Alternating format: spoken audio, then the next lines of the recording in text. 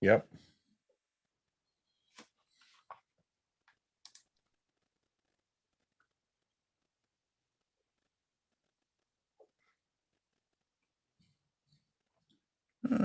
Journals here.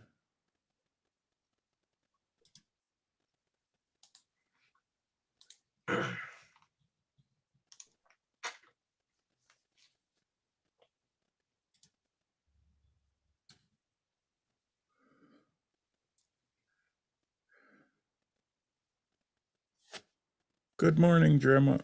Good morning.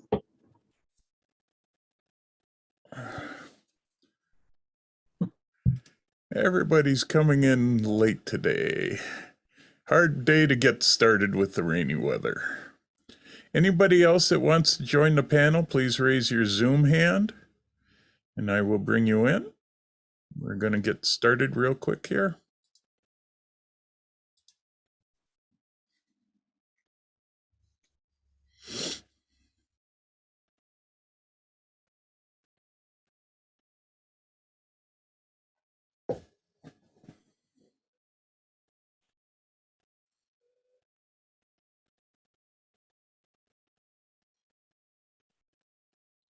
Actually, we're not doing too bad for people today. Yeah, we're almost up to 30. Yeah. We're catching up in that, you know.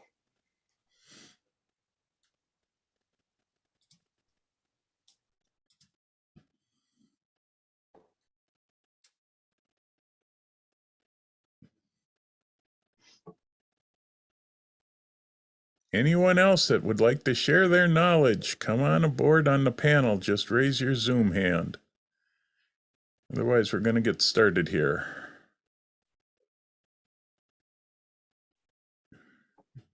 Good morning, Tony. Good morning, Ellen. And Randy. Good morning. Good morning, everyone. Good morning, all. Yep. Good morning. Dismal morning it is. Okay. It's delightfully dismal. After the meeting, I'll go to the belfry, feed my bats, dust off the mold. Yeah. All right. Well, we're going to get started here. Good morning, everybody. Welcome to the Digital Forum on a nice rainy Saturday morning, something that we've needed for quite a while. This meeting or group runs on questions, so please submit your questions in the Q&A. We need help with making this show go, so I don't want to be the one that sits and talks for an hour. The second hour, it's sort of a long title, but the second hour we're going to talk about how to photograph in nature parks and other areas using the camera you have with you. So it's a sort of a different talk, something that I put together for a number of different groups, and we'll be talking about that in the second hour, and I'm hoping that a lot of people can chime in with suggestions and that to help people as the summer comes to talk about how to take pictures at parks and other places you might be going to. So please, again, submit your questions. So we'll get started right away. Let me just go to me here. There we go. Now I'm here. The first question we've got is, when editing pictures on my Mac, the TIFF area in preview shows the Lightroom and/or Photoshop program used in editing. However, when using Topaz products for editing, the info shows up in the IPTC. What is IPTC? The IPTC is basically just information that the camera gathers when you take a picture. It's part of the metadata that the camera has. So Topaz, I believe a lot of them just show different sections of metadata, and you can usually decide which section of the metadata shows up. So I think that's it's important too, I'm sure in Lightroom, I know a number of other programs, you can and modify the data as well. So you can add information than just camera records on there. So you can make it a lot more complete than what it initially shows. Right. Yeah, I use the there's a title area for titles and caption area, and you can even there's a section to put your copyright information in that. So Contact information, all that stuff Yeah. can go from there. Yeah. Yeah. It's a really I useful have a- tool and Yeah. quite frequently. Yeah. I have a preset that automatically puts that in when I import into Lightroom.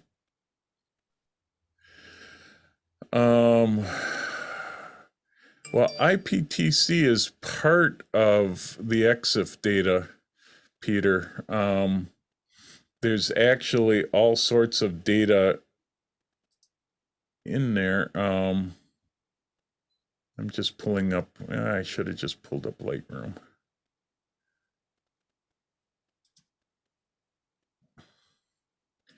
I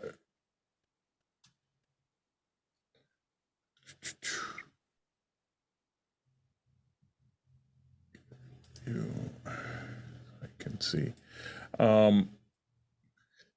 There's a lot of information in there, and the XF data it's all part of metadata. You got actually XF, IPTC,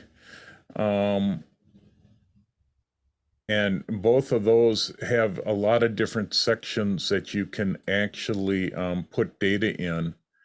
Why don't I do this? Actually, Jeff, I was just bringing in on one to kind of, if you want, I can Okay, go ahead.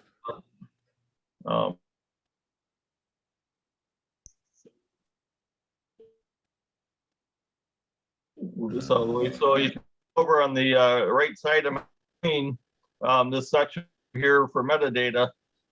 And as Jeff mentioned, a preset, I do the same thing. A preset that has a bunch of information. You can put in, you know, your personal information or business information here, including email address, phone number, websites. And down at the bottom, you can see we got copyright down here in terms for that.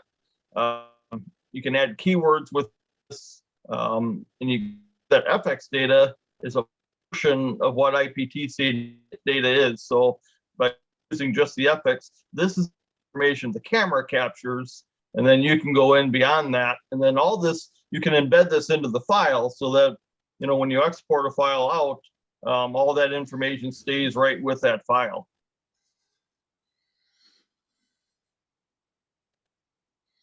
Yeah, so it's a great place to put your contact info so that if somebody wants to use that file, you've got all that information is in there.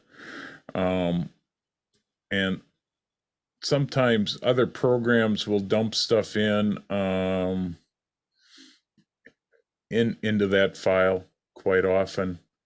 And it's also your shooting info and everything else. So it's everything that's attached to the file. It's just a Word file type thing.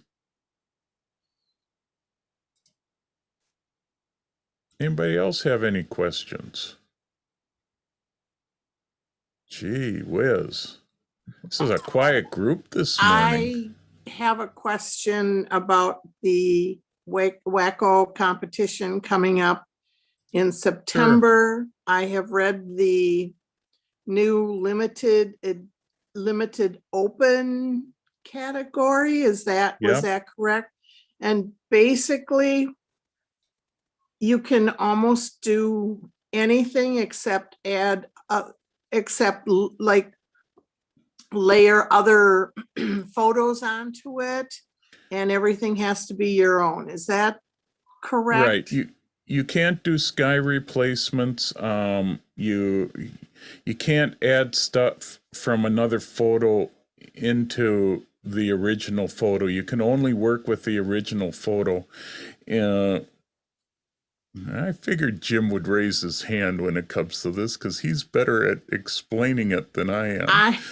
I'm intend to put this in the except I newsletter lost 'em. also, because Yeah.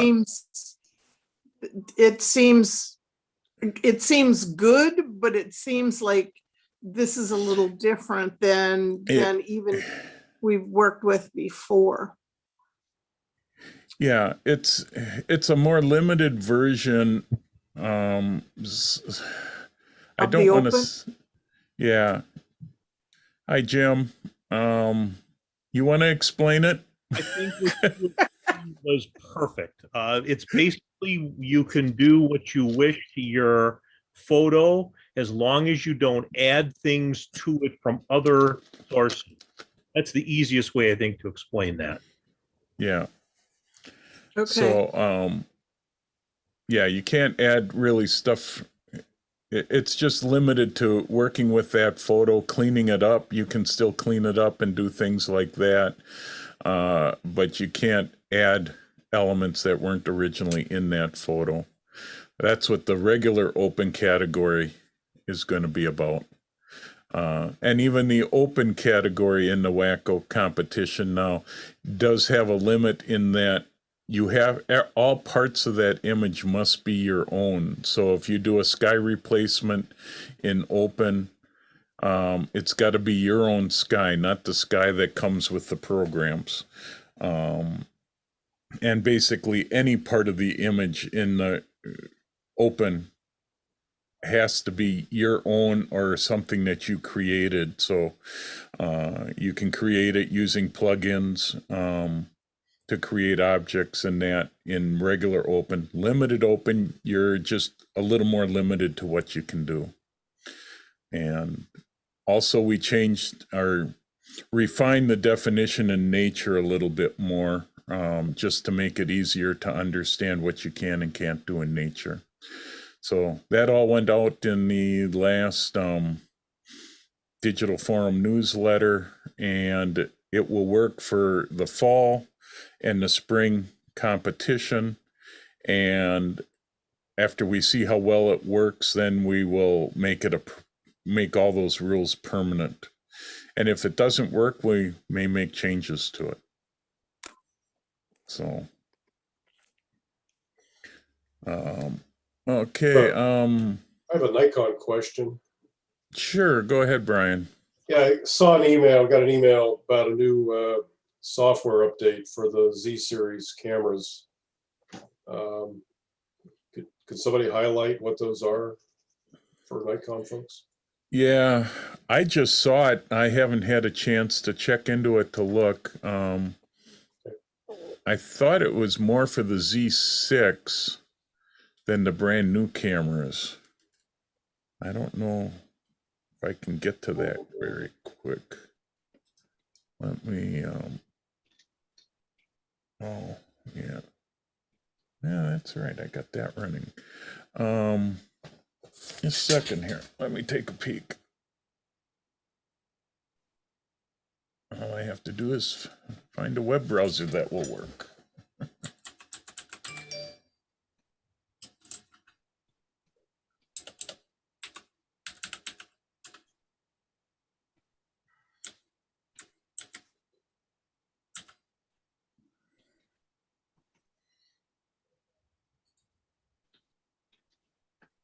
Generally, I do all those updates just because it generally helps the camera out. Although I do wait a little bit just to make sure that there are no problems with it. I haven't heard of any problems so far. Let's see. Yes, the new firmware is for the Z6 and Z7, not the 2s. And it's, let's see what they changed.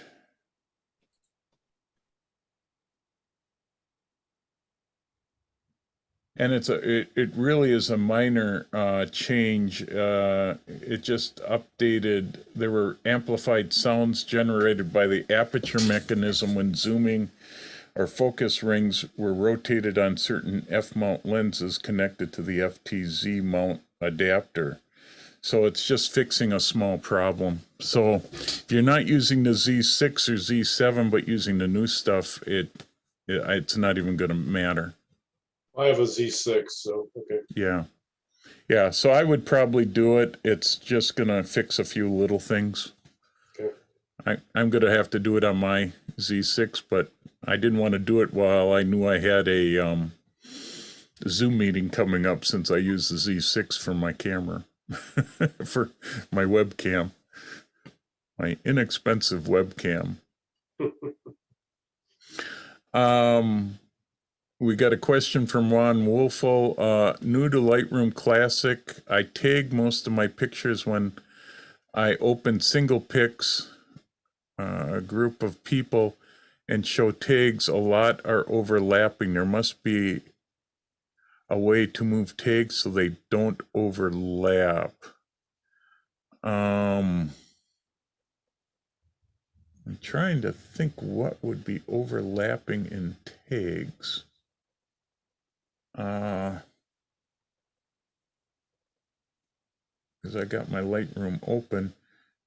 Ron, can you expand more on how you're tagging your photos? Because I use stars and colors, and all that stuff doesn't overlap. Or are you keywording it or something like that? If you I can don't think there's a term tag in Lightroom, is there? No. So yeah, that's why I'm not sure what he means by tag. Some of that stuff shows up in the metadata if you tagged old things. Okay, keywords. They shouldn't be overlapping in the keyword box. You can put as many keywords as you want on an As image. you want in there. Here, stop screen share. Where do I have Lightroom?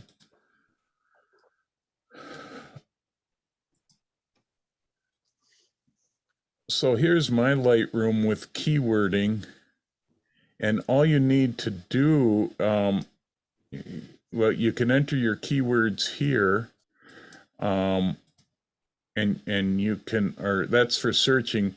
I have set keyword suggestions set up and keyword sets that work right down here, and then my keyword list, which shows all the different keywords. So if I click, say, on birds right now, and hit the little arrow here, it just shows my birds.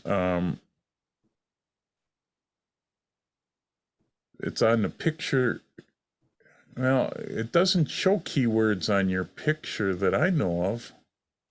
Anybody else know? I've never seen that. It's usually on the side panel that the keywords show up. Jeff, on a thumbnail there down in the lower right where the little tag is, if you click that little, or does that just indicate there is a keyword attached to it?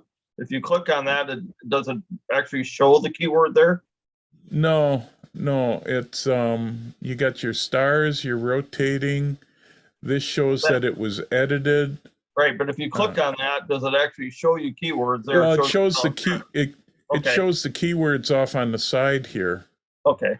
So as long as you make sure your keywords, and I believe, yeah, they don't. The only place that keywords show up is under your keywording on the side here, and you should put a comma after each keyword, which I generally have keyword suggestions or keyword sets for different things so that I can pick, like if I'm doing outdoor photography, I have a set of keywords that I use so that I can just click on them and it would show up, say like this one's sort of a landscape. So if I wanted to add landscape in there, I can click the keyword here and it plops landscape in. And so you can do that. So I'm not sure. I wish one feature they had, I use keywords extensively, and I wish one feature they had was a filter to filter keywords for those that are checked for a selected picture? I know you can see it in the box, the list, but I'd like to see the little check boxes beside the keywords and have just those keywords display when you select. You mean like here where it shows that, Yeah, yeah, you got the I have like checkbox. 4 check boxes in that view right there. And I would like to just filter and show just the ones that are checked. Oh, yeah, yeah. See, I have quite a few checked because all my keywords, I even include my name and such. Yeah, I don't use keywords that much, so I'm finding I've been keywording and going back in my history further and further and marking folders when they're all keyworded and done. I put a Yeah. color on them. And I'm finding that I'm using them quite a bit. now I wonder if, let me just hide my control. Let me check one thing that it might be. Yeah, because what he's saying, and part of his answers, I don't know if you saw that, Jeff, or not, but it says this is on the pic I am displaying. So maybe Yeah. when he's working on an image, maybe it's showing. I'm not sure because I don't use Lightroom, so I'll have to rely on Yeah, you. I'm taking a look because there is a way that you can show that stuff, but I've never used it before. So I'm looking, and I believe, man, there's a lot of different things you can show on a picture.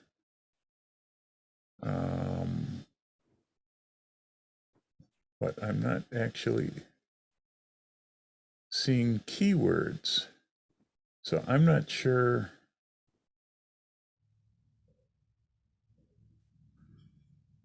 Because under library view, loop view, or grid view, you have all these things that you can actually show in the picture, but then it gets so crowded.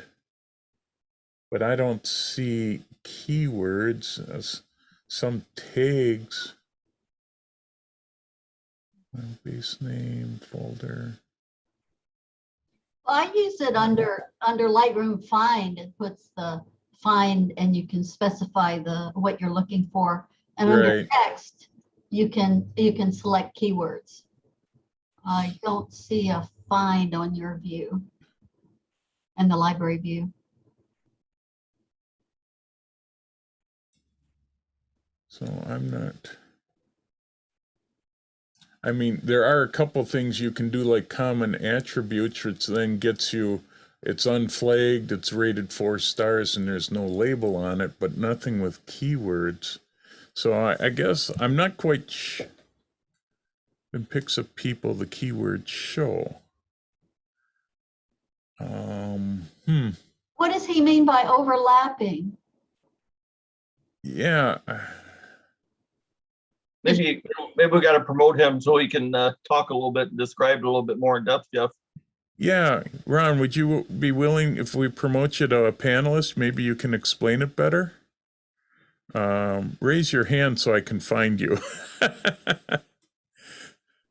the way, I'll just mention that I'm not as talented as some people with keywords, but there are, like Ben Wilmore sells a keywording system where lots of things are embedded. So if you type in San Francisco, it also would include California, city, United States, and so on. And all of that's automatic. So if you're really talented at that, you can do that yourself, or you can buy those different packages and use them in your keywords. And that may help you later on. If you're just looking for a city in California, you could just type California, and automatically every city that's in that grouping then would come up for you. Well, Lightroom allows that. Lightroom, you can, when you create a keyword, you can create it at the top level, or you can create it inside of another keyword. So I usually, when it comes to Right, I guess geography, I'm Okay, saying you can do that, but it's complicated, and for most people, it's probably easier just to buy a package than it would be to try to set that up, because that can be pretty complicated. So What Ron, I've done in Lightroom I've used keywords, right or wrong. Okay. And when I display them on the screen where it shows all the people in the pictures, the keywords or tags overlap each other. So it's hard to pick one out from the other. Okay. So, If you go down and where you have in the lower left-hand corner showing one picture, and then if you also pick the person or the little picture of a person, two icons over to the right. okay. Let me get a people in here, so maybe that will. In the So menu, here yeah, Jeff, in the menu bar, just go to your left just a little bit there where that little icon with the person in, there you go. okay. Oh, for this one. Okay. So Ron, you're using the feature where it's detecting faces, is that correct? Correct. yeah, Okay. and so it's showing so many faces that yeah, in a group. Okay. So if That explains it. It only shows up when I'm showing one picture at a time, say Right. of a group of people, and all the keyword tags, some of them are overlapping each other. Right. Ron, Okay. can I ask you, I've stopped using that whole face recognition because it got to be more of a problem for me than it was worth. But are you saying that when I used to bring up pictures, I would get boxes around everybody's face with a name, and usually it was asking me, did I agree with that selection? And once you did that, those boxes seemed to go away. I don't know if that's what you're talking about. And then maybe you've never agreed saying, yes, this really is Sally. Yes, this really is Bill. And once you do that, I think those boxes disappear, but that's why I got rid of it. It was so time consuming on every picture to say, yes, that's who that person was. I'm using them so I can identify the people. And yes, I do go through the process of checking Yeah. that is Sally. But Okay. then when I say in a group of people and display it as one picture where all the tags for the people are shown, some of those tags are over each other. On some programs, overlapping. I've known where you can click on it and kind of stretch it or move it so they aren't behind each other. Well, does it actually assign keywords when you do that? Because I think keywords are different than this. Right. If it assigns a keyword to each person, to each face, then they would show up in the keywords on the right. Some of them will assign, some won't. If I go through there, I have to identify or check that it is that person. Jeff, what I can do is do a screenshot of something later and send it to you, and maybe Yeah. you can identify it. Yeah, do that and I'll take a look and research it. I haven't been using the people thing. As you can tell here, this is my teaching program, and it's pulled out all the people, and if I could remember the models' names, I would start typing them in, but I have to research that again. I understand it's gotten a lot better than what it used to be, and I just don't. The reason I think use it, the reason I use it is only that I can sort the pictures that a certain person is in. Right. Right. I would just simply keyword them. Jeff, you have a teaching images there, teaching the category. You have Studio One and teaching. Oh, that's the name of your folder on the hard drive, right? Yeah, this is actually the Lightroom that I've got up right now is my teaching hard drive. It's a separate hard drive from my. And you have a folder called People. Yeah. And you used that folder. How did you just get to the point where it was identifying the people? this icon right here, this little face Oh, I icon. see it. I see it. Yeah. And I've never if used that. if some pictures are not identified, you can also show another icon to the right of that on my screen that I can manually draw the box around the face and put that keyword in. I want to learn more about it because I thought I knew Lightroom yeah, really, right. really well. Yeah, sort unnamed by suggested name. You can sort it by different things. I So think the what- best thing to send a screenshot to you, and then we can go Yeah. on to it. Yeah, because I think that, and I'll have to look at this stuff some more. I know about it. I used to use it, and then I noticed that when I was using it for my regular files, because I had so many, when I turned it on, it just tied the computer up for a long time. Oh yeah, because right up here where it says people, that's where I can actually name the person. Correct. And I wish I could remember who that was. Probably. Yeah, if I if that go was back. Now, Alice. if you right there, okay, that's a good example. Now, if we have many people in there and they all have the gray that- box with a name in it, they overlap each other. Okay. So Yeah. once it's identified a person, where does it store that information, Jeff? Do you know? No, I actually don't know. I imagine it stores it with the catalog.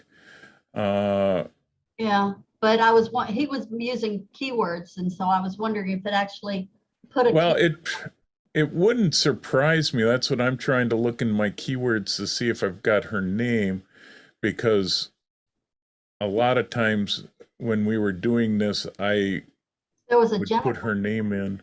There But was I a Maria on your list. Yeah. Jennifer. So I don't know Yeah. if those are keywords that you added or it added for you. Ron, I would be yeah. interested in working with you on this because I thought I knew just about everything about Lightroom. I'm kind of surprised. Yeah, well, this does not get a lot of attention, but yeah, this is Maria. So now if I do that, and if I go back to this people one, I need to go back to You just have to go into the single picture. Yeah, So the keyword And- list has one photo for Maria yeah, on the keyword side. So it sounds like it does pick keywords. Now, if you go up into the names there, name people there, Jeff, it'll probably show up there. It's zero. yeah. For some reason, it's just showing zero. What I so think will must happen is if you import new photos with Maria, it will recognize her and automatically tag her. right. But I don't think it's going to go back and do all your existing ones. Yeah, You'd and have to go in here. I know and that type once, people. like I name her, And it it does would by take care trying of to this do one, facial and recognition. I could tell them then that like this one's also her. Actually, I believe is this Maria?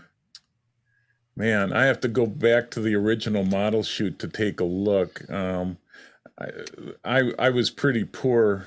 Oh no, that Well, your was Maria keyword only has one photo for Maria on the right yeah. side.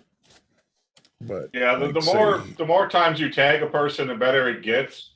Yes. Right. I was scanning a whole lot of family albums from years and years ago, and I mean, it was able to tag people after a while, even from 20 years ago. Obviously, they look different now, but well, once it learns a person, it gets better and better.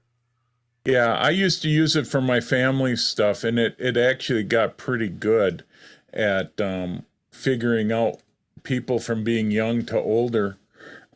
So it is something that's worthwhile. The biggest trick is that it can chew up a lot of memory time and space while it's working on it until you get a lot of people done. And with me, I have so many thousands of photos that it would take up a lot of time. Right now, this isn't taking up that much time. If you do it right from the start, it doesn't Right. take long. Right. So, I like it for old pictures that I've scanned in to identify great grandfathers, great aunts, and stuff like that. sure. And I understand it's doing a lot better job than when it originally was, when it first started. So, okay. Well, yeah, send me that photo and I can do some research through the channels that I have, and maybe I can find out more of how that stuff would spread out. It could just be that, yeah, when you get a big group like that, I remember with a group, and I should try it with our camera club sometime. That would be a good way to test it out, but I don't think I have a camera club group photo in here. You can But, play with that one I sent you from Duluth, Jeff, the group that I did get. You can play with that one and see what happens with it. yeah, yeah. Yeah. Yeah, I just have to. I'm in a teaching one, so I don't have all that stuff. I've got a lot of that in my other Lightroom. But okay, well Ron, that makes a lot more sense. What you're asking, and that's a good one because it's something that we haven't used, and I think a lot of people might like. And from what I've heard, it does seem to work pretty well. I'm surprised that from this photo it doesn't catch on to these, but It's not real accurate, but it gives it a good shot. yeah. I guess I think that's who it is. She had a weird name.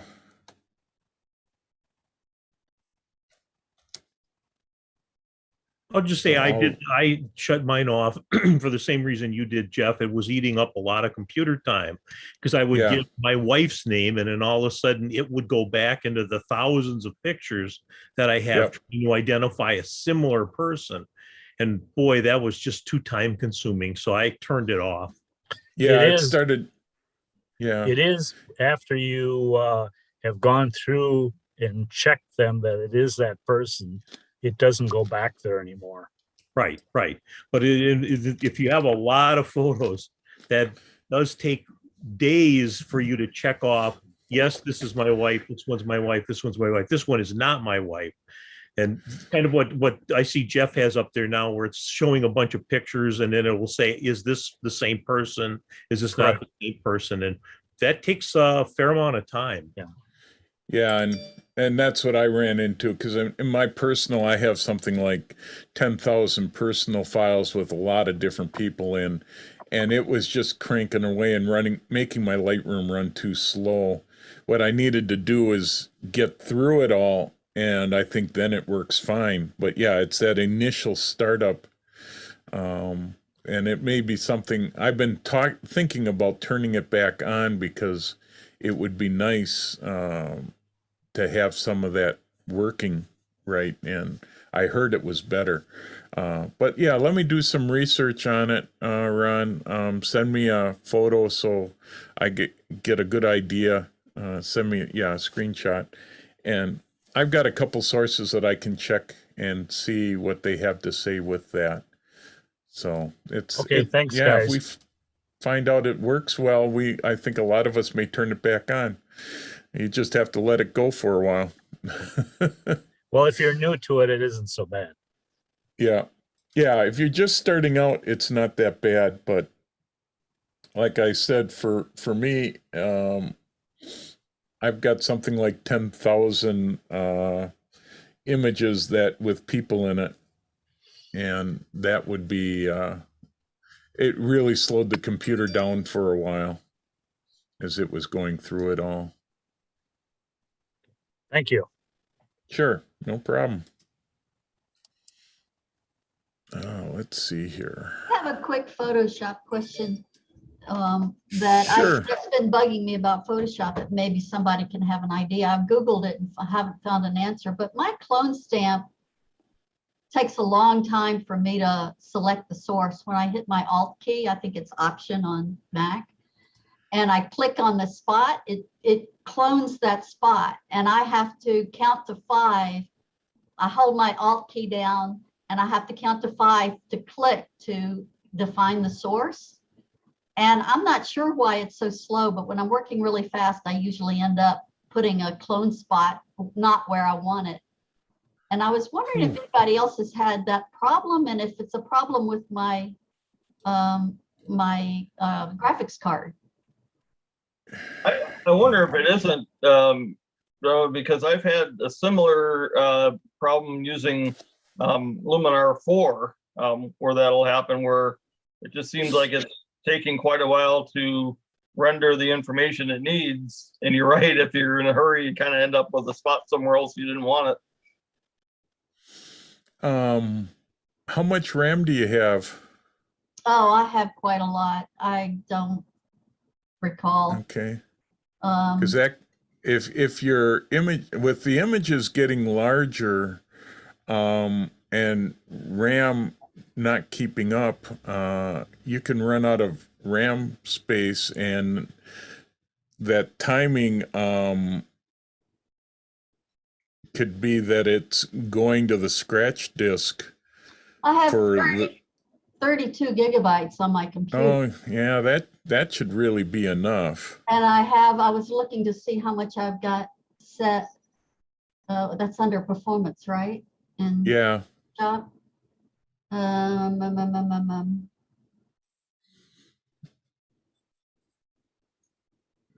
Lightroom use, is it 15,000 megabytes?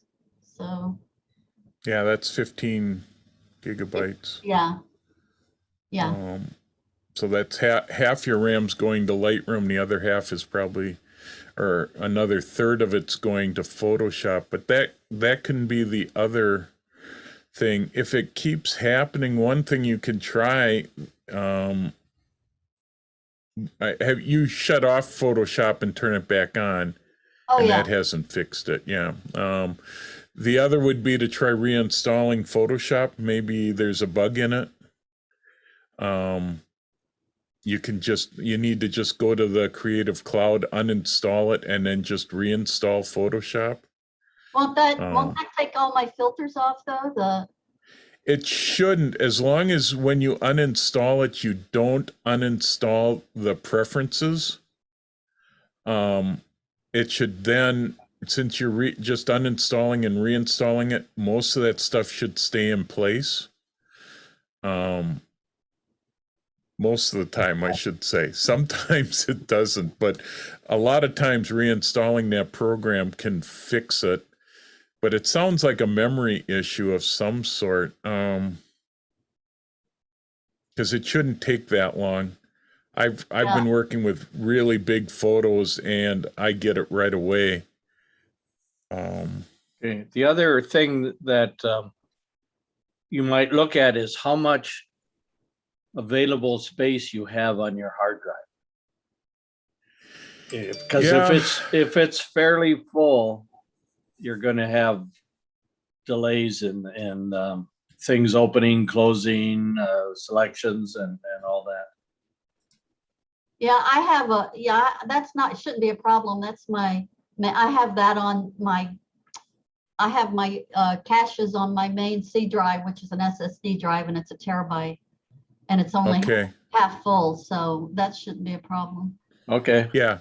Because, if it's an SSD, then that's the problem. I actually run a separate SSD drive just for my scratch disk for Photoshop, and it has like 929 gigabytes of scratch disk, so I've never used quite that much.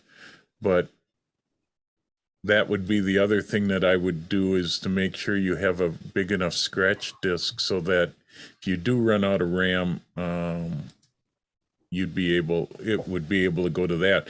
But yeah, if you've got plenty on your SSD, that shouldn't be it. Can I just say that Adobe's tech support is quite good with these things. And if you get a chance, call their 800 number, get their tech support. and they will either walk you through it or they'll share screens.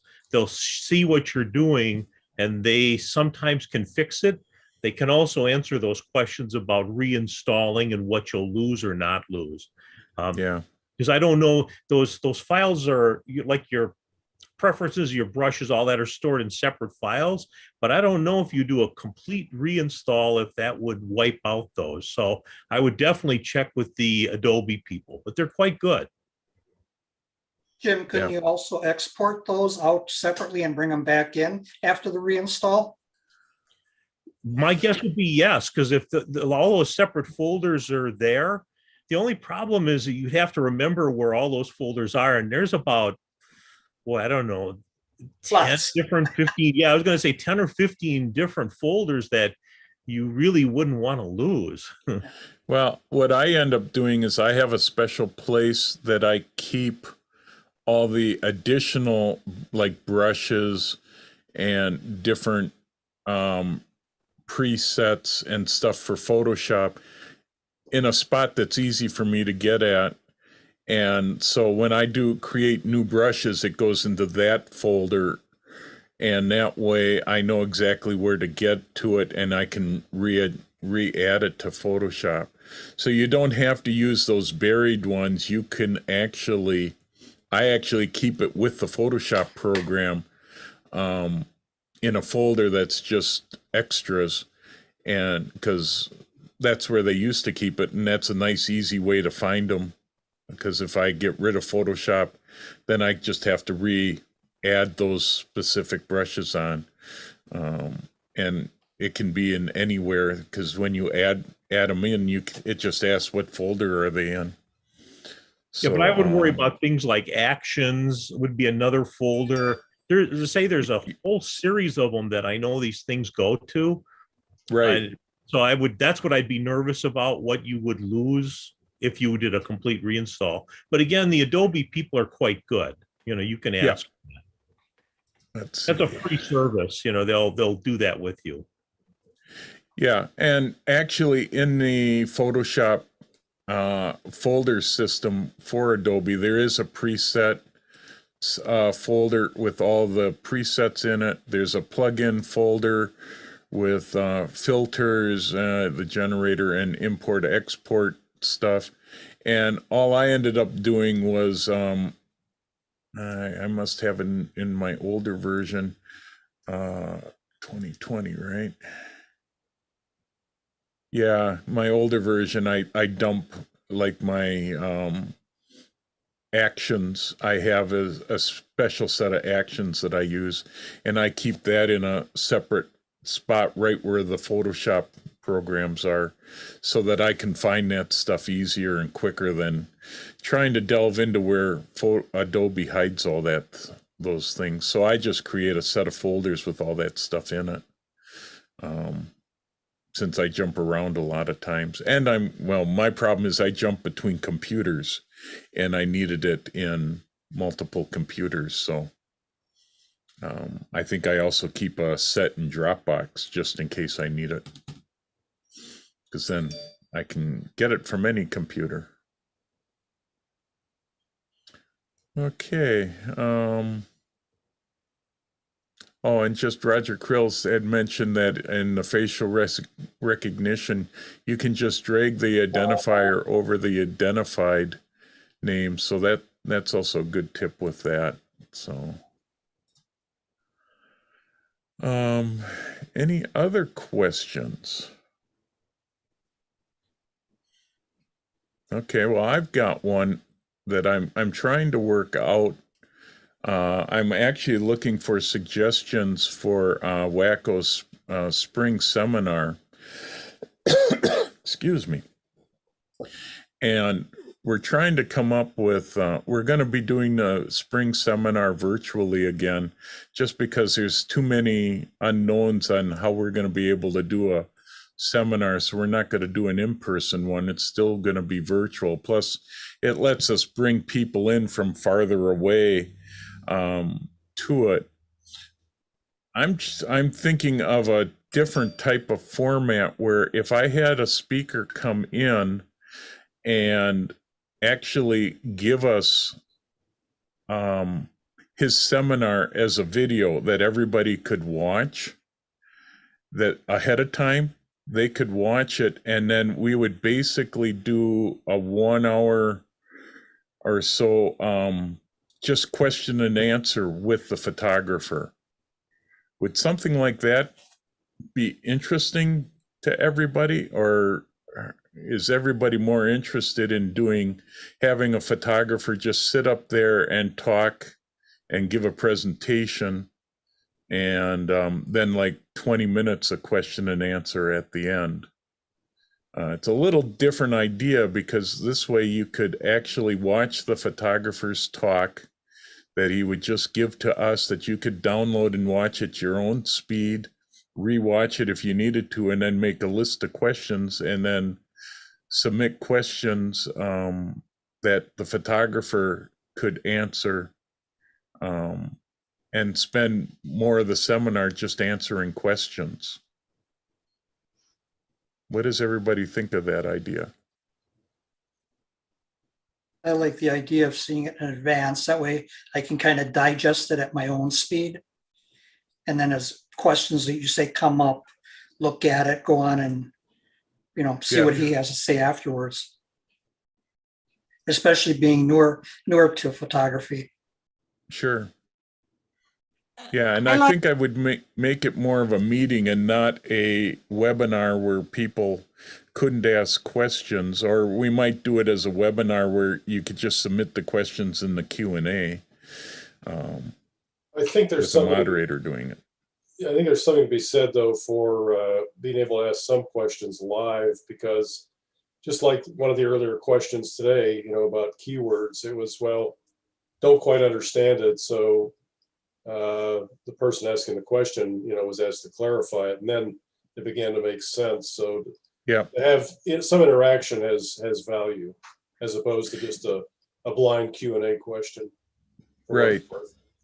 And I that's what I'm sort of thinking, that we either do it as a meeting where everybody could then ask questions. We would have to keep it controlled because you'd have 150 people at this meeting, but it would be something that they could physically ask the question as if they were in an audience. Yeah, And raise the yet hand. So you raise the hand and that person has a question, Jeff, would that work? Yeah. That's how I work on making sure I have more control over keeping everybody's microphone muted. So it's something that I think we can do, or I could do like I did here with the webinar, where if somebody raised their hand, I can bring, like I brought Ron in, Right. He can talk, ask his question, and then I can send them back to attendees later, so that they're not, just bring them in one at a time. That does take a little bit more time. I'm still trying to work out some of those details, but I'm trying to figure out if, I'm the first one to admit, with all the seminars that I've put on, I don't watch the speaker talking. In the last, I think, 5 seminars, other than Brian Hansel, because that one was a little different. But when I'm in person, I'm in the back of the room. I'm always doing things because I hate to say it, I get bored. And if I could watch the presentation, say on YouTube or something else, and then ask questions later, I'd get a lot more out of it, because I actually, some YouTube stuff I watch at 1.5 speed so that I can get through it, and then I go back to normal speed when I see something interesting. So I'm just wondering if other people are the same way as I am, in that a lot of times I get bored at these seminars and I'm working on my phone, doing other things, keeping an ear open as the speaker talks. But why waste everybody's time if we could give the video out ahead of time? You watch it, it gives you time to digest it, and then ask questions, and we basically sit and talk with the photographer, you know, for an hour, maybe even 2 hours if we have enough questions. We could Jeff, figure that out. I just want to say along those same lines that the idea of seeing the whole thing continuously works better for me, because all of a sudden a question that somebody interrupts could lead to another, not necessarily a tangent, but it may divide what I had seen before, so to speak. It's like, if I can see the whole thing and form, how does this person work? What does this person do? And then maybe ask the questions. But I like the idea of being able to ask the live questions, because then I'm not distracted by interruptions, because my mind, I'm a right brainer, and it takes me a little bit of time to get back to focus. Even when I'm working on anything, it's like there is no such thing as a 1 minute interruption for me. I literally have to go back, rethink where I've been. So my 1 minute interruption turns into a long time. And by seeing how the photographer works, what his overview is, would help me to at least put it in context of this is his process to a certain extent. And then I can go back and ask the question. So for what it's worth, that's what I think. Okay. Yeah, my take on it, I agree with Ellen, because when the photographer is describing a situation, that's a story. It's a story that I remember. But if we watch the preview, and then we have to ask question later,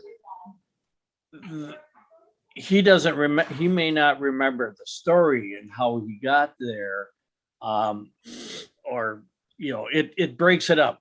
It's Disjointed. it's disjointed too. And then I'm lost. So that's all. Yeah, well, it's a different approach to this stuff. So I know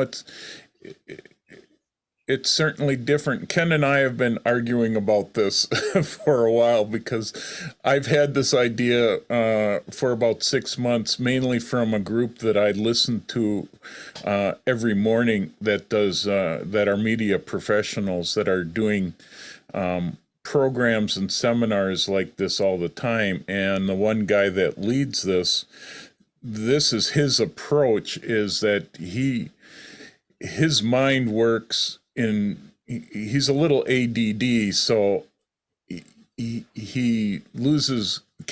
his attention moves on because the speakers are a little too slow, and he likes to watch things at a lot different pace. He makes notes of what he'd like to ask questions, and then he goes back and asks questions to the speaker. And this way you've got a lot more time that you can sit and watch the video and write down questions to say, I don't understand how this works. And then as other people keep asking the questions, I think that would open up a flow that we could probably keep a speaker going for an hour or two and get a lot more information than just sitting there watching what he basically does every time he does a talk. Why not watch it on video and then ask the questions? So, yeah. Yeah, one comment. I mean, I think that would work very, very well as long as he has access to the materials, that he presented in the video. So if there's a question on something specific, like he's showing a certain setting on a camera on a slide, just so he can get back to that specific slide, rather than just giving verbal response to the question. I think to have that visual backup, and so as long as he has that, I think it would work very well, and I would say let's give it a try. Yeah, I would certainly want him to have his whole presentation available that he could pop back up on the screen as a screen share, and somebody says, well, you talked about this in this section. how did it go? He could go right to that section and talk more on that specific part of it. Or, you know, what setting did you use when you took that photo? He could go to that and say, okay, this is what I all did. Instead of just, you know, us sitting there and watching his presentation, which could be canned or live. So, Give it all a right, try. well, Give it a try. you know, I'm trying to get ideas. It's a different approach, and I'm still trying to get it all worked out. And I see in the Q&A we got Signa Emmerich said she thinks it's an interesting approach, a presentation to be watched on our own schedule, but still have interactive live program to answer questions could be worth a try. Paul Mortal likes the idea, getting the speaker ahead of time. He doesn't always catch everything, so this way you could back it up and listen to it some more. Roger Krill likes the concept. Unfortunately, I find to watch a video on my own time, I have good intentions and never get to it. Yeah, it would be something that you would have to, you know, put in your calendar, and we would say, okay, here, you have 2 weeks to watch this before the seminar, and, you know, either submit questions, either maybe ahead of time or at the seminar and that. So I'm going to keep working on it. What I'm hoping to do in the long run is that the digital forum be the place that we give out the video ahead of time, and the second hour of our digital forum would be question and answer to a speaker. And if once we get back into a time where we have more people here, right now we have 33 people watching, and between panelists and attendees, we need to get a lot higher number before I can start bringing in outside speakers. I don't expect that during summertime. I'm hoping that when we get to fall or winter, when we're all stuck inside and looking for something to do, that we get a big enough number of people that we can actually start bringing in some outside speakers, and then, you know, work with a seminar as well. I could always send out reminders in case Paul needs a reminder to all the members. So it's there's a lot of ways we can do it. I'm just trying. I gotta admit, I'm one that I get bored sitting Roger at a seminar and listening. It's not because I've done this for 40 years. I always find something good at the seminars, but there's a lot of stuff that I'm not interested in. And so I'm sitting there on my phone doing something else because my mind works better doing two things at once. If I just sit and listen to a speaker, unless he's really dynamic, I tend to fall asleep. And I've done that at a lot of different places. And so I'm just trying to come up with better ways to do this stuff. So we may give this a try at this spring seminar. So we'll see what happens. And I'm also looking for ideas for the spring seminar. So if people have ideas of who we could have, I'm going to start working. I've got a small list going, and I need to get working on that because spring is coming fast for next year. So can I just say that the other maybe thing that I see, rather than people each trying to chime in and ask a question, many of the Zoom things now, you type your question and a mediator, like for instance yourself, would see those questions and they know when best to jump in and ask those questions. And there might be certain questions that have been asked several times, and you can sort of collate those all to a single question. And that might be another option as well. Jim, you just took what I was thinking. What I was raising my hand for, if there's a second moderator could do that to keep it flowing, so you didn't have all the redundant questions. Yeah, and the nice part is there is a function in the question Q&A that you can actually vote questions up and down.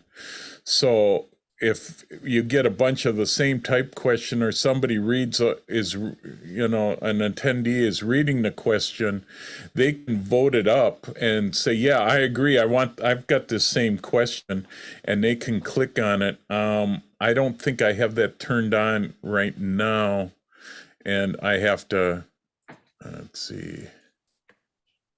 Yeah, I do have, actually, attendees can upvote a question, and I can even get it so that attendees can comment on the question. So there's a lot of stuff that could be done with it. It would take a number of moderators to probably handle it, sort of like we did with Brian Hansel, where I was going through the questions, and Ken was keeping an eye on the questions, and I was the one that was asking them.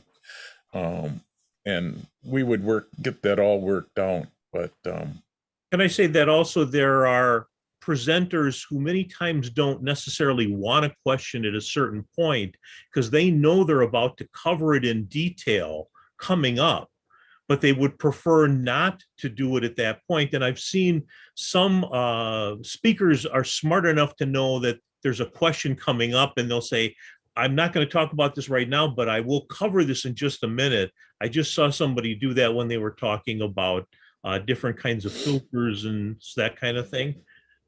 So sometimes just asking questions at a certain point may not always be the best way to go about that. Right. And that's why if you can watch it ahead of time, it works better. Now, Paul's asking how they would pay for it. We would do the same thing. It would be considered a regular seminar that we would run it through either Eventbrite, or we're actually looking at a second registration group that you would pay, and then you would get a link to the video, probably through Vimeo, that you could then watch the video ahead of time, download it and watch it at your own pace and time, and then submit questions once we get started at the seminar. And it would be more of just a free-flowing 2-hour seminar is what I envision. And we would certainly have backups if we ran out of questions, then the speaker could probably get into other things too. So okay. Well, I just was curious because Ken and I have been knocking this around for quite a while, and it's hard when just the two of us talk. Ken knows what I'm trying to do, and I needed to get it out in front of a group, and this way now I've got it in front of 30-some people, so it gives me a better idea. So, all right. Excuse me. So why don't I get on with the second hour presentation, and this will be a little more free flowing because a lot of people know about some of this stuff. Let me get back to this and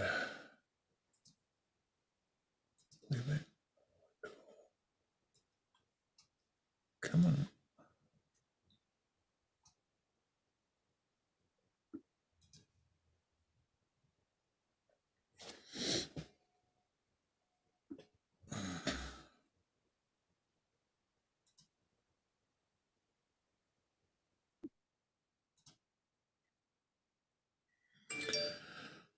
Okay, so I actually took two different programs a while ago and turned it into one because I've had so many people asking about some of this stuff, both in camera clubs and outside groups. And I noticed that the last time that, the last trip that I went on, Ken and I were shooting up in the North Shore, and we were shooting a lot more with our cell phones. And so this sort of talks about shooting in nature parks and other areas, but with the camera you have with you, which can actually mean a lot of different cameras. Let's see, I need to hide that. So Jay Maisel, a photographer out of New York that I know about, he's been around a long time, and one of his main quotes was, "The best camera is the one you have with you." And he's right, because a lot of times we don't carry our cameras with us and we still have a cell phone. And the new cell phone, I'm working with the new iPhone 12 Pro Max, and I was just amazed at what these cameras can do. So going on a trip, the first thing you need to sort of think about is, what are you going to photograph? Is it going to be waterfalls, flowers, landscapes, whatever?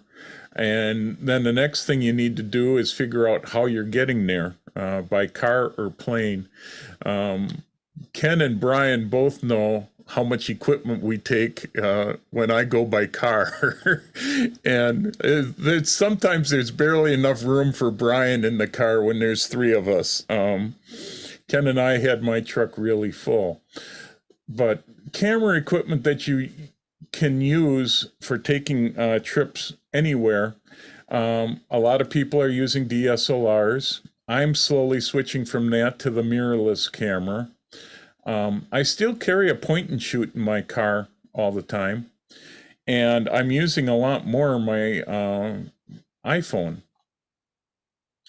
So depending on what I'm going to go shoot, if I'm shooting with my mirrorless or DSLR, I decide on what lenses I'm going to bring, whether it's wide angle lenses if I'm shooting landscapes, telephoto lenses if I'm shooting birds. If I'm shooting flowers, I'm going to bring a macro lens.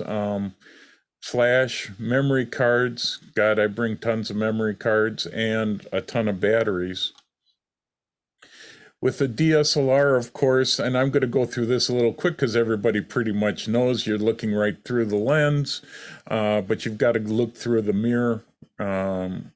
It's a little bigger, heavier camera, but you, of course, have RAW files and larger megapixel sizes.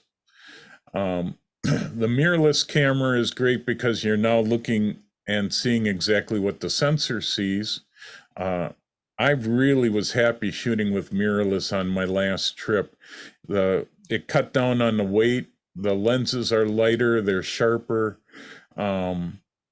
Shooting night photography and my long exposure photography with the filters and that, I could see everything in my viewfinder, even with a 10-stop filter, neutral density filter on my mirrorless camera. I could see right through it, so I didn't have to pull that filter on and off. Point and shoots are great to carry around when you don't want to carry a ton of equipment. I'm using an old P7000, which has a 28 to 200 millimeter lens built in. And that little camera, it's about the size of a pack of cigarettes, is nice and easy to carry. It even has RAW, and this is a lower megapixel. It's only about 18 megapixels, I believe. My cell phone is an iPhone 12 Pro Max, which has 3 lenses, an ultra wide angle, a normal, and a telephoto. It's a 24 megapixel camera. I can get 4K video on it. It's just amazing what this camera can do as a phone. And even Brian, I know when he goes and shoots some quick shots to send off to people on a trip, he's shown me his photos from his Android phone, and I just go, wow, it's almost as good as our DSLRs. There are a number of different apps that I use. The main app that I do use is the Lightroom mobile app. I also use the iPhone app because it works pretty well. But they do have a few other apps. Halide app has a number of certain settings that work nice for shooting. Camera Plus has other added features, and the Pro Camera app probably has the most features next to the Lightroom Mobile. I go between the iPhone camera app and the Lightroom Mobile.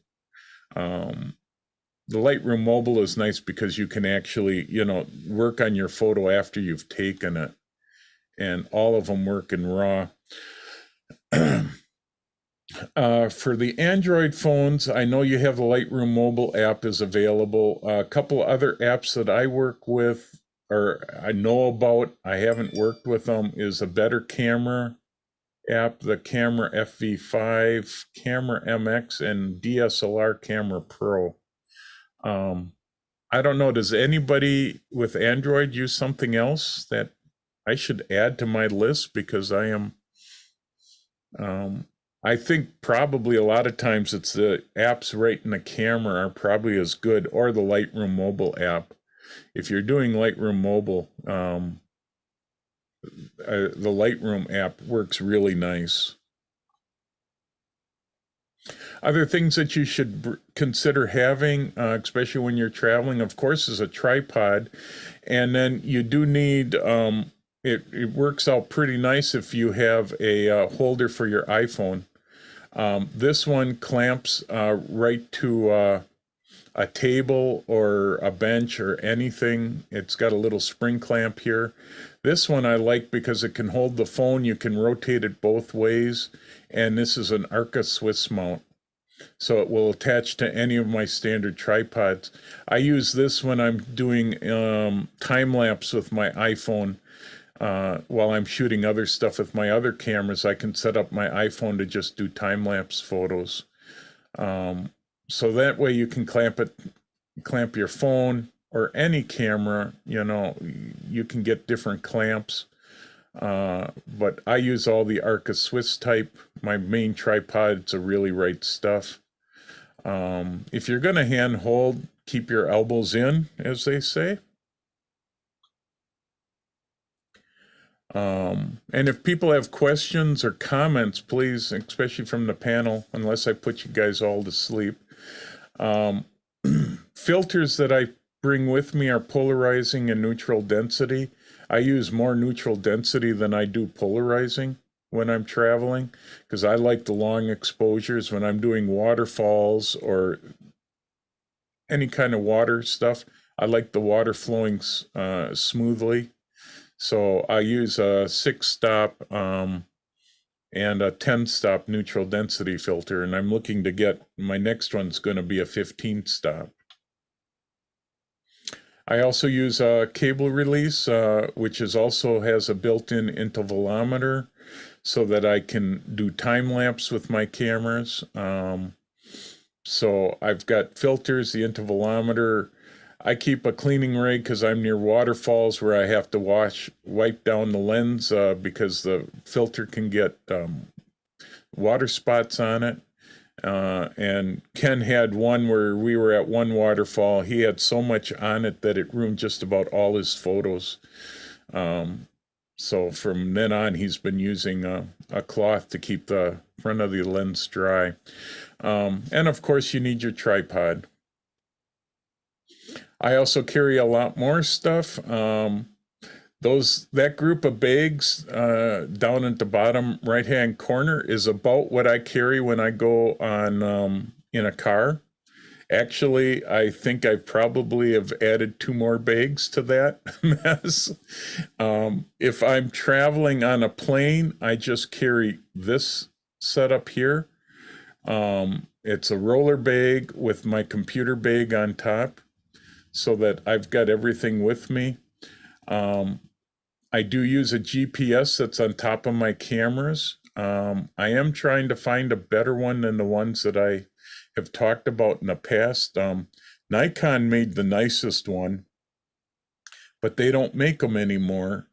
And the newer ones that I've been finding for $45 work, but the cables tend to break pretty easily. And the last trip I broke 2 cables that I had because when I shoved the camera back into the bag, the cable would get caught and they would snap off. So I'm searching for better GPS.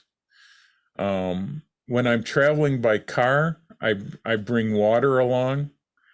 Of course, we bring food and snacks. I carry a GPS, although that has not helped me as much as Brian will attest, as we did a thing in North Carolina, where we were heading to a waterfall trying to follow the GPS on it. And I think we went, about 2 or 3 hours out of our way. Never did get to the waterfall. I keep a lot more paper maps with me in my car and stuff on iPad, but I still like paper because there are times when paper just works better.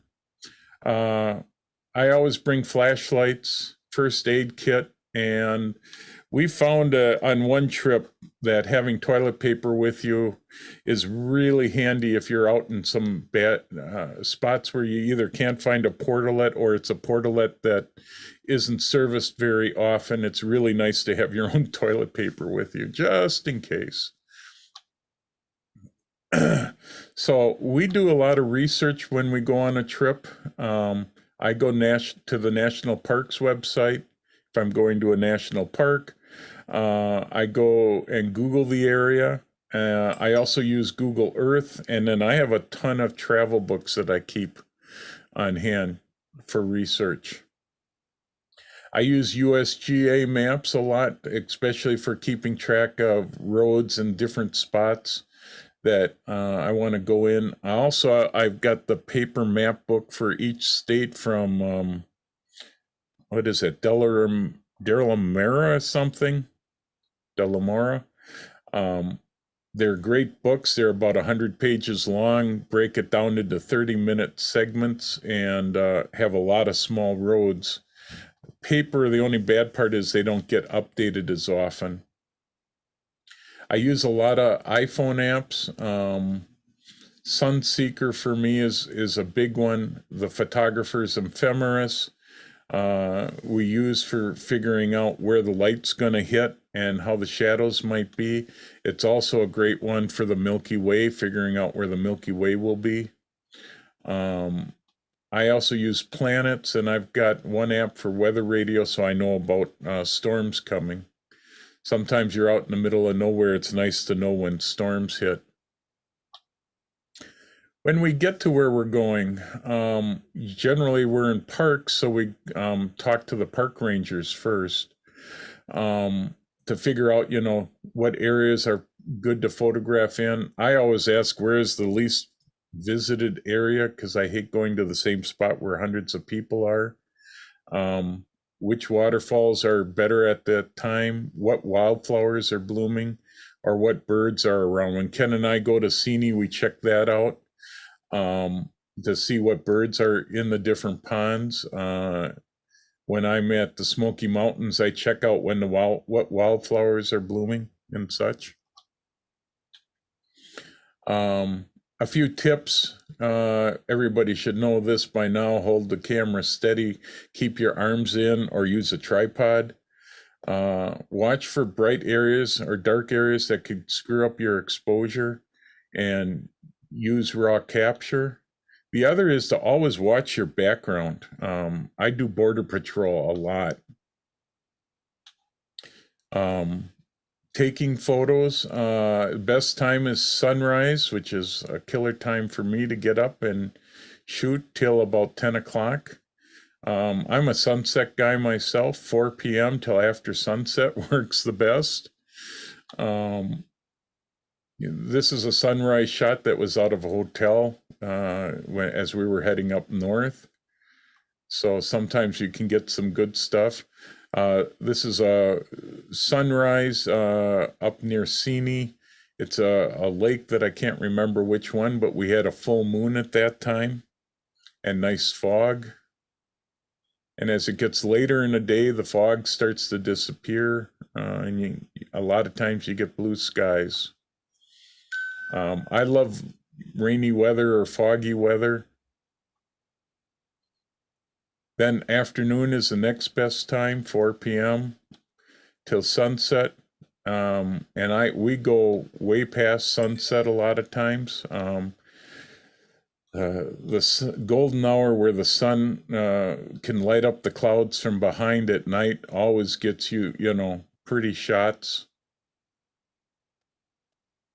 The sun also warms up the rocks. But we'll be sitting there, an hour after sunset, hoping to get something pretty. You just never know what you're going to get. That afterglow can be just so interesting, and you just never know when it's going to show up. Best times to go out and shoot. Everybody else disappears when it rains. They sit in their hotel room. That's when I like to go out. Rain gets you, more saturated colors. You need to protect your equipment a little bit more, but there's a lot less people, a lot less contrast. Great for plants and great for waterfalls during the middle of the day. So I look for rainy days. You can get that nice water on plants. It makes for just a little more interesting of a picture.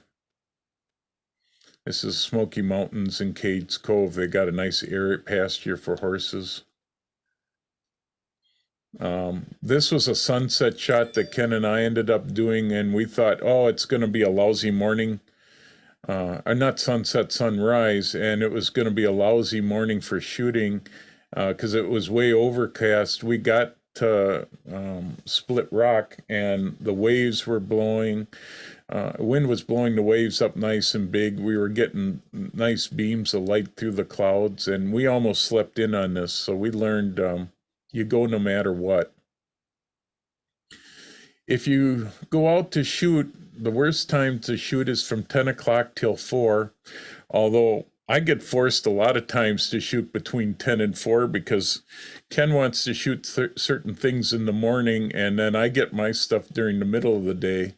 And so I've learned to handle high contrast situations with HDR.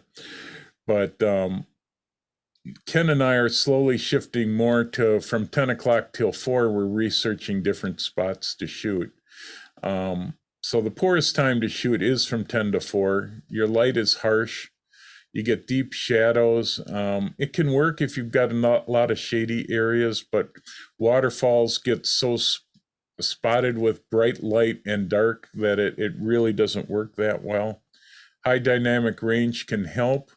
The one on the left is just a regular single shot, and you can see how much less detail you get. The one on the right is an HDR shot, and you could see with shooting HDR, you pick up so much more detail.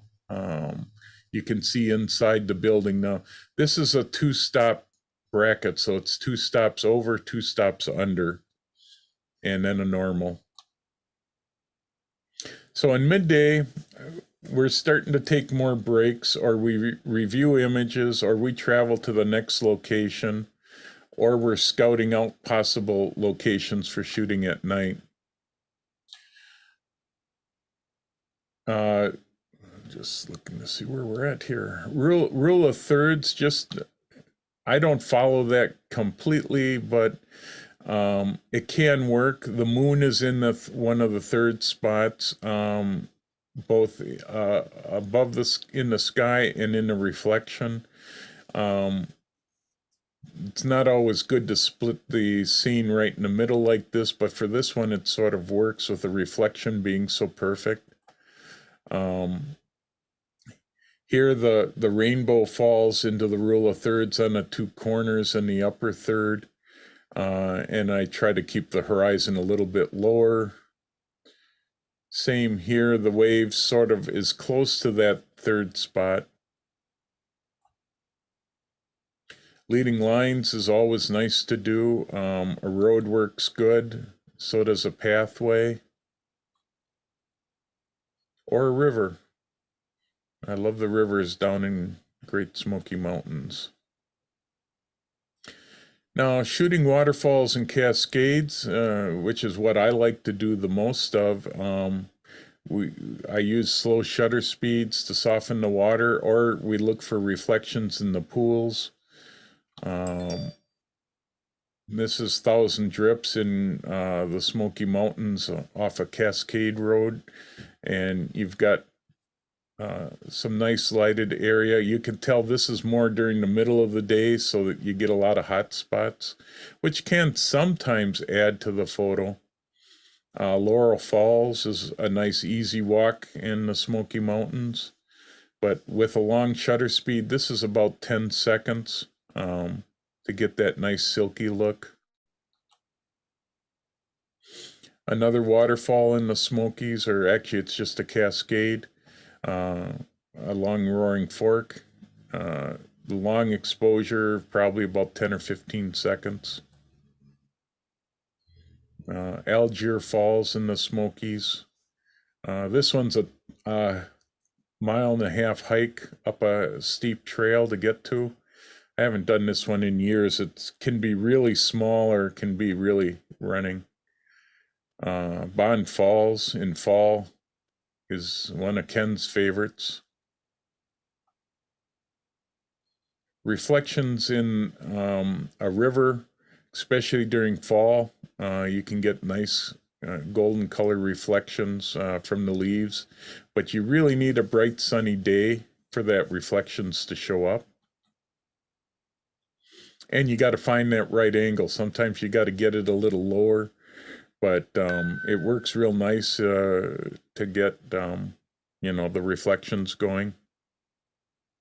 If you're going to shoot flowers, timing is everything with flowers. You got to get them at the right time of day, and you got to find them when they're in bloom, which can be really tricky. I think this is a phlox or something like that. This was shot with my point and shoot camera. I was just walking a trail going from Cherokee into town, and found the flower and just grabbed the point and shoot that was in my pocket, and I just shot that with this, and it really can get you a good quality shot. This is a tulip tree that was in the Smoky Mountains. This is with a DSLR. And of course, Trillium, tons of that down in the Smokies. Different flowers. I used to like that bug that was on that flower until now that we have so many of them here. The Japanese beetle, that they've actually destroyed 2 tree plants that I had where they love the leaves and I couldn't keep them away, and they just stripped the tree bare. Iris, this is over at Sini, just on the roadside. I think this is same area. Another fun thing that I like to shoot are lighthouses in the shorelines. So they work best in the morning or near sunset, or in nasty weather and fog. Shorelines are great if you watch for wave action. I like long shutter speeds to smooth out the water at times. And I like the interiors of lighthouses, can be a lot of fun. This is one of my favorite up in the UP because of the red roof and the white building. It's just a neat lighthouse, and if you get a good blue sky behind it, you just get that red, white, and blue. Manistique Lighthouse in the UP. We're usually driving by this one. It's got a neat little breaker thing that forms a nice Z shape. Hard part is we're usually driving by this at middle of the afternoon, which is the worst time to shoot. This time we happen to get lucky with the clouds. Same with this time, we got some decent clouds, which certainly help. Here I got low to the ground to be able to, you know, show the beach. Split Rock is great either early morning or late afternoon. This is late afternoon where the sun is hitting the lighthouse. but early morning you can get, if you get stormy weather, nice waves. And so we're always watching for waves. Unfortunately, you don't get them all the time. And this is that same Whitefish Point lighthouse. Stairs are a lot of fun shooting down or shooting up them in lighthouses. The big waves can be a lot of fun. Shooting birds, action is always the best. You need to use long lenses and tripods if you can. Tripod or even a monopod. I'm either hand holding or I'm using a tripod. We keep going back to the same area. Ken has his favorite spot, which Brian and Ken are going up next week to Seney to photograph birds. And Brian's going to get to go around and around and around. We do this 7-mile loop trip around Seney, and I think the most Ken and I have done in one day was 7 or 8 trips. So you do 2 or 3 trips in the morning, you break for lunch, and then you do 2 or 3 or 4 more trips at night or afternoon and evening. They'll be trying to photograph loons and swans. I guess there's a lot of baby swans. I was hoping to go, I just couldn't get away. But it takes a lot of patience to capture the birds. That's why Ken goes around Seney many times, because at times the birds are far away and you can come back a little later and they'll be up closer. And it's good if you know the bird's behavior, because they'll usually go back to a same area. And I know at Seney, the loons each have a pond that they're in, so they generally sort of follow a pattern that you can get to after a while. Here's one egret. We also shoot down in Florida, photographing egrets, and here we're in a farm that has gators and egrets, and they tend to coexist, although sometimes the gators go after them. But you look for birds doing something. Just sitting there doesn't do much for you, but if you can get them eating, here we got a really good reflection. Or you get them eating and doing something. Flying is always nice.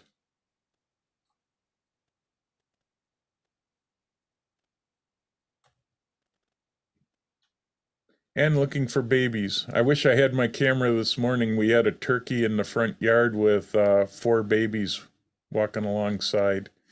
And of course I was too much in a hurry getting ready for this morning's talk, so. The loons on Seney. This is what generally Ken is trying to catch this time of year. This is taken around the end of June, beginning of July, where the babies are coming. From what I've heard, the babies aren't there this year. For some reason, the first batch didn't hatch out. So, be a little tougher, but they're always the swans at Seney. And if you get lucky, you can get some interesting, one swan fighting against another. One thing when you're traveling is be prepared for anything. Be prepared to change where you're going to go. Check with locals for animal sightings, like for birds and that. Get off the beaten trail. Keep your eyes wide open. You never know when this guy might sneak up behind you. I've got a spot that I've been photographing this vine, I think, for 20 years, just because it's something a little different. But I found it one year and just found it interesting the way it grew and curled around. Make sure you look up. This is at Disney World and in one of the Chinese buildings. And you looked straight up and you got this neat pattern. And this was just shot with a little point and shoot that I had. Off the beaten trail in the Smoky Mountains, I found this old car. And I mean, this was up a somewhat steep hill, and I guess they used to use this car to bring down ore or something, or bring supplies up. And one day it just didn't make it, and it's been sitting there ever since. Stuff on buildings can make an interesting picture. Somebody repurposed a horseshoe to make a hinge. Down in Carolinas, they got the Dragons Trail road. That's really a serpentine road to drive, and motorcyclists tend to drive too fast, and this is sort of a memorial to all the ones that didn't make it. And that last one was shot with an iPhone. This one was just one where we were in the southern part of the Smokies and, ran across this guy. I don't think it's an elk, it's a mule deer or something. Or in Cades Cove, I photographed this tree all the time. As I was photographing it, 2 heads popped up with some deer. So you just got to be ready for anything. On the way up to Seney, we always stop at 2 Rivers and photograph. There is a ship in the harbor being loaded or unloaded, or just running across a railroad car. And I've never been able to duplicate this, even though I know where this railroad car is. So Ken and I tend to return to the same place multiple times, because each time you go, you get something different. The weather changes and you get a different look. And once you're familiar with an idea, with an area, you'll come up with new ideas.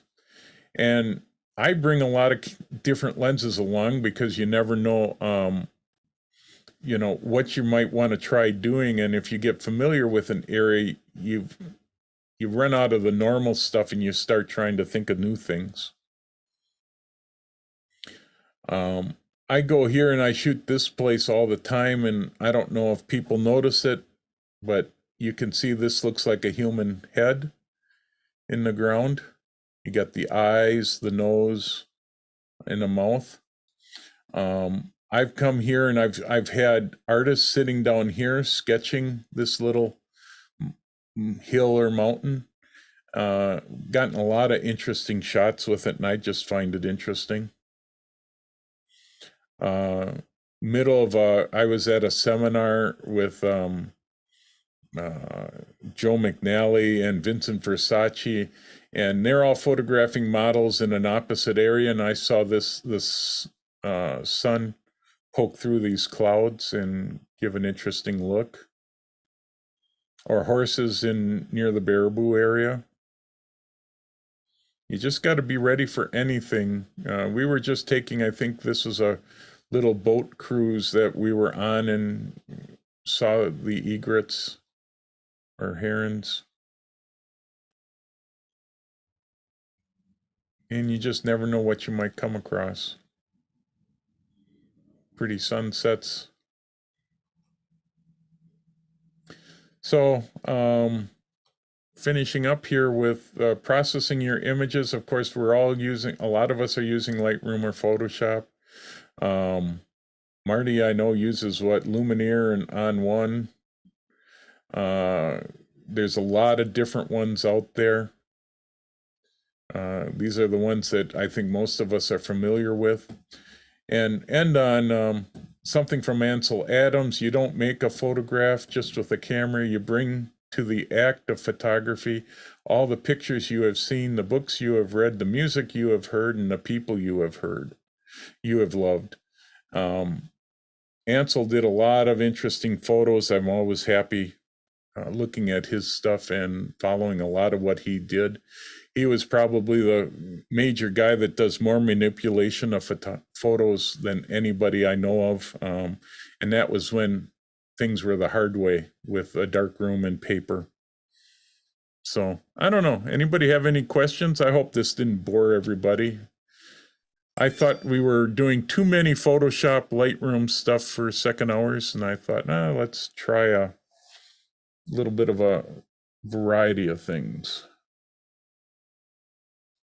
I thought it was a good presentation, Jeff. Thank you. I mean, a lot of it good basic information, but always a good reinforcement. Yeah. Thanks. I agree too, Jeff. This is Signa. Oh, It's always good to review this, and I enjoyed your photographs. They're very nice, good examples. thank and you. It was a nice program to review. Great. Thanks.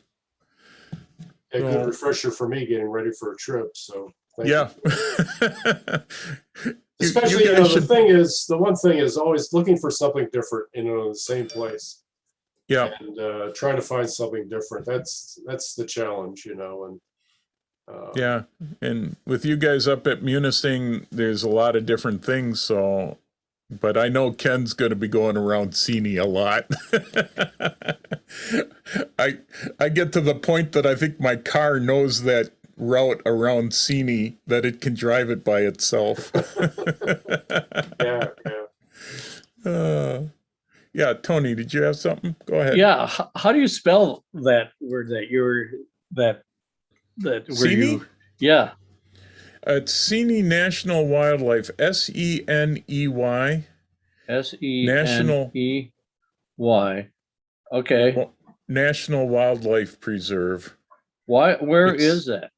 That's in the UP of Michigan. Oh, okay. About in the center. If you go from Munising, it's about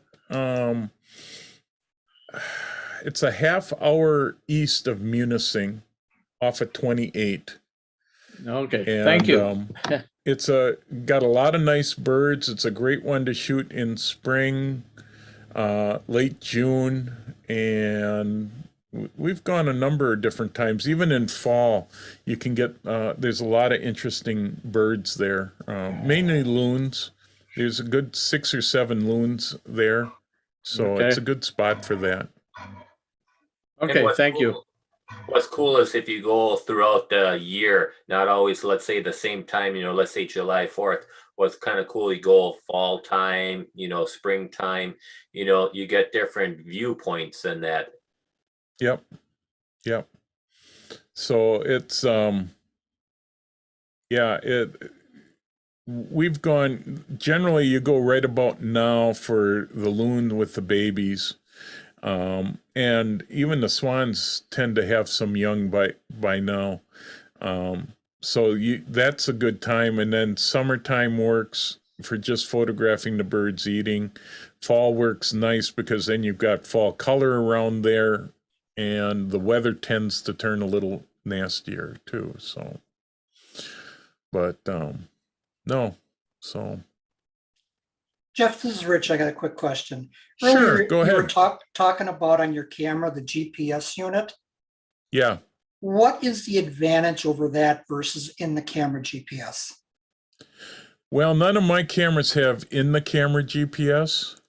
So the unit are you talking like the individual handheld GPS? But what you had that attachment you said was on your one. Right. Yeah. The one that attaches, my cameras don't have it built in. Okay. The only camera I have is my iPhone that has it built in. So I have to attach it on the outside, and then that embeds the GPS location right with the file. And I really missed that when I was shooting up in the North Shore this year, because I broke it like the second day out, and I couldn't, I only had 2 cables, and the second cable I had on a second camera. The Nikon ones screw in a little tighter on the DSLRs, but I like it because it gives me the exact location of where I shot. Okay, because 2 of my 3 cameras have it built in. That's why I was asking. Okay, yeah, and that's nice. If it's built in, I would love that. I wish they would build that into the Nikon Z cameras, but they don't. Yeah, it would be nice if they bring that back. I have I just got a Revel T8i that has Yeah. Wi-Fi and Bluetooth, but I have to connect my iPhone via Bluetooth to the camera to use the iPhone GPS. Oh, okay. I've got to check to see if the Z cameras will let me do that. I played with the app for the Z cameras, and I'm wondering if that might end up being the answer. But the $45 ones, those darn cables, I'm going to have to buy a lot of those cables, and that it's just that the way it connects into that camera, it just sticks out at a really bad spot. So Well, as a reminder too, there are the phone GPS or the phone GPS apps. I'm using geotag photo on my Android phone. Geotag yeah. photos. Yeah, and that I may end up looking at that again. What I'm doing now is I made sure that I took a photo with my iPhone wherever we were at so that I could just transfer that GPS location to the other photos. And that works, but it's really time consuming. Fortunately, with this last trip, I pretty much know where everything was, so not a problem. I know with my Nikon D850 with the SnapBridge app from Nikon, there's a Yeah. function in there. You can go in there and say, download the location from your phone once you connect the phone to the camera. And then I just turn it off because, okay, I know where I'm at. That first picture is tagged. And then when I drag them into Lightroom later, I'll just drop all the rest of them into that picture. So that way you're not Yeah. sucking down the battery the whole time. Right. Yeah, because that is one of the problems. Although the GPS units on top of the cameras suck a ton of battery. Well, it's also sucking battery on your phone. So yeah, you get right. both. Well, the nice part with my new iPhone, as much as it's turned on, the big battery on this iPhone 12 Pro Max, since it's the biggest phone they have, I get actually 2 days of battery power out of the phone. So I probably could get a whole day shooting. But yeah, that's good to know because I haven't tried that, and I want to check that out. So I'll have to play with that SnapBridge. Yeah, you just go in there though and shut off the download the pictures to the camera thing because that will really slow everything down. So I turn that part off and I just use the GPS part of it. Okay, I think great. Sony computers take a do look have at- the same thing where they can connect their cell phones through the connections, wireless connections, and you'll get GPS on data on all of your photos. Yeah. So I just gotta get it worked out better. The Nikon's old GPS units just work great, and even the ones that I had attached to it that I keep breaking the wire, it does a super job of tagging all the photos. It's just that I kept breaking the wire, and I just got to figure out a better way to protect that wire because it sticks straight out. If I could find an L-shaped connector, that would be this trick, but nobody makes that right now. So it's a problem, but we're working on it. One other thing I was going to mention to people for plugins that's new, that I just started playing with and I'll probably talk about next month a little bit more, is a plugin made by Boris Effects. They're relatively new. They mainly were making plugins for video, and their video plugins are really good for special effects and things, and very expensive. But they have Boris Effects Optics, which is for a plugin for Photoshop and Lightroom. And if you're looking for a lot of really special effects like lightning, rain, adding in planets and stars and stuff like that,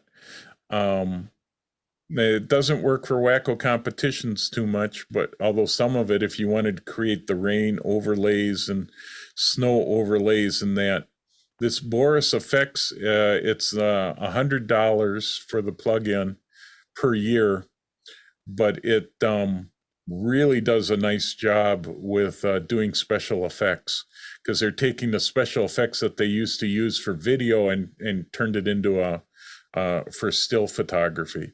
So check it out. It's BorisFX, I think, .com, BorisFX.com. So something new that I'm just started to play with. Actually, I ended up buying it. The other bad part is you can only use it on one computer. So when you buy it, it's on one computer. So usually you can put it on two. This one you can only put on one.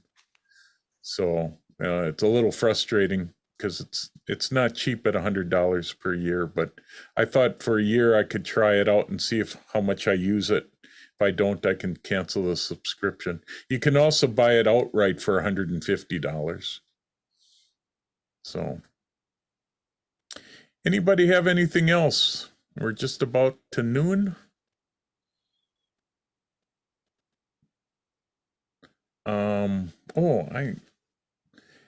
One other thing, that if somebody is interested in a seminar on July 17th, boy, I don't know if I've got it here. NECCC. Signa, you'd get that right for me. Yes. Yeah, NECCC. It's the New England Camera Club Council, or some Council of Camera Clubs, or whatever. But they usually have on a weekend in July a in-person weekend, Friday, Saturday, Sunday conference, conference. Yeah. And they, because of pandemic last year and this year, it's virtual. But on Saturday they are featuring 3 speakers, I believe, presenters, for $30. And if you Google, I think NECC, you can sign up if you're interested. Yep. One was Andre Gallant from Canada. God, I forgot the other 2 already. It looked like an interesting seminar. So just thought if people are looking for a seminar on a Saturday, it's an all-day Saturday seminar. It seems to be, or quite a few hours on Saturday. Might be, something that you could check out if you Google it. I thought I had it here, but I don't. Yeah, Richard Bernays, Andre Gallant, and Freeman Patterson. Here, July 17th is the date. It's ncc.org. I want to go to NECC. There you go. Excuse me, 3C. I'll put it in the newsletter with a link. Okay.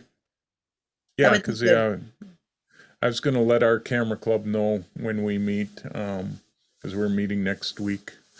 So, but I just thought everybody might be interested in it. It looked interesting. I'm tempted to go and watch it. I'm looking to see if I can free myself up for that day. I know Jerry and I are signed up for it. So we've seen Andre Gallant years and years ago when he was doing slides and impressionist type of slide blending. But I'm curious to see his program now with the digital. Yeah. Yeah, we had him here one year too. WACCO had him for, that was a long time ago, boy. Because I saw him at Swimsea, and then we had him come here. So he might be one that I should check out, because he could be interesting. Maybe I'll try to watch his on that Saturday, and if he's interesting enough. Yeah, and he's a great guy too. He's a great person. So I, as I said, I haven't seen him for a while, so this will be interesting to see what he does now. Yeah. No. Yeah, I can't. I was trying to find the email, but I got it stashed away. So, all right. Well,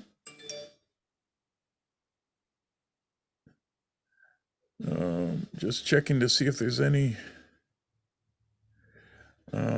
Got a couple in the chat. Just what's the advantage of separate GPS over GPS in the cameras? My cameras don't have it in the camera. If it did, I'd love it. So I just have a separate one. Yeah, my radar is another one that I use for storms. I've got that both on my watch and on my phone.